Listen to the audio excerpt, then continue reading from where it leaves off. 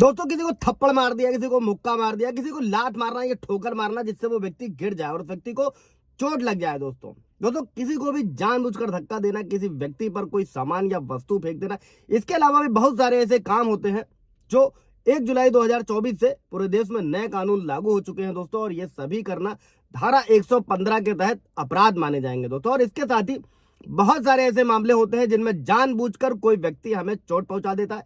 चूंकि किसी प्रकार की कार्यवाही नहीं कर पाते हैं क्योंकि हमें कानून की जानकारी कहीं ना कहीं अभाव होता है लोगों में। दोस्तों भारतीय न्याय संहिता में ऐसे अपराधों को रोकने और सजा देने के लिए कई प्रावधान बनाए गए हैं दोस्तों,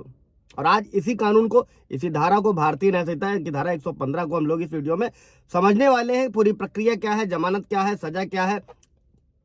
फैमिली डिस्प्यूट चल रहा है, पति पत्नी के बीच चल रहा है, 498A का मुकदमा चल रहा है, पति पत्नी में झगड़ा हो गया है, या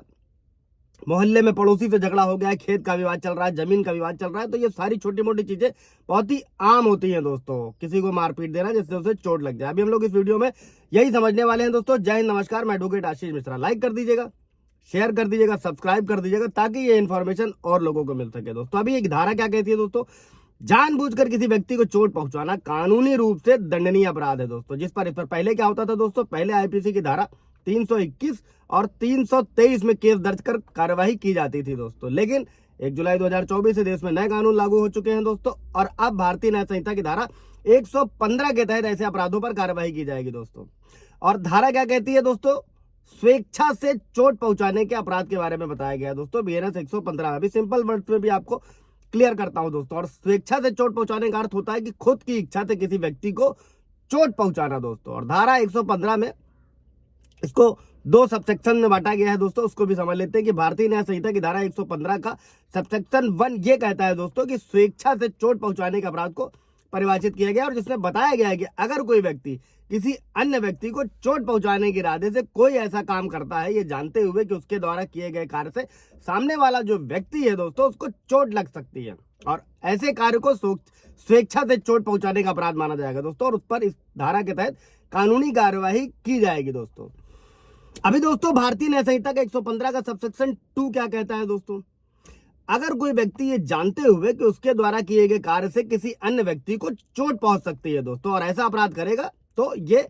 115 BNS के सबसेक्शन 2 के तहत दंडित किया जाएगा दोस्तों। और इस अपराध में कितनी सजा मिलती है इसके बारे में भी हम लोग समझते हैं दोस्तों। इसमें आरोपी व्यक्ति का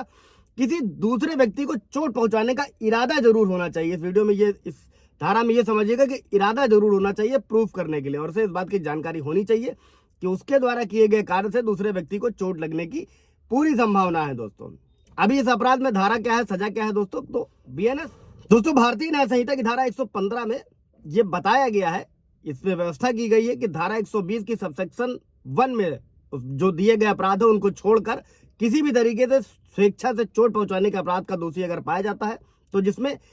1 साल तक की सजा को बढ़ाया जा सकता है, 1 साल तक की सजा हो सकती है दोस्तों, इससे दंडित किया जा सकता है। और इसके साथ ही दोषी व्यक्ति को जो जिसने किया है ऐसा काम 10,000 रुपए या जुर्माने से भी दंडित किया जा सकता है दोस्तों। और इसी के बाद में BNS की धारा 115 के तहत आने वाला जो ये अपराध है दोस्तों, ये नॉन कॉग्निबल ऑफेंस है। नॉन कॉग्निबल ऑफेंस होते हैं दोस्तों कम गंभीर प्रकृति के, इस पर पूरा वीडियो बनाया हुआ आप जाकर देख सकते हैं दोस्तों, जिसे गंभीर अपराधों की श्रेणी से